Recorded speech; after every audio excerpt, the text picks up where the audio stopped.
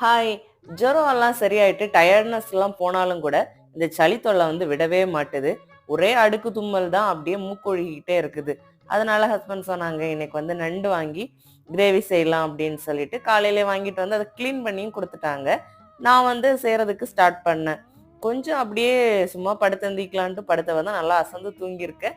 Late ஆயி போச்சு. அதனால வெங்காயம் எல்லாம் காலையில சின்ன வெங்காயம் எல்லாம் உரிச்சு வச்சுட்டு போயிட்டாங்க. நான் பெரிய வெங்காயம் மட்டும் உரிச்சுட்டு கடகடா எல்லாத்தையும் கட் பண்ணிட்டு, இன்னைக்கு வந்து சூப்பரா நண்டு கிரேவி செஞ்சிருந்தேன்.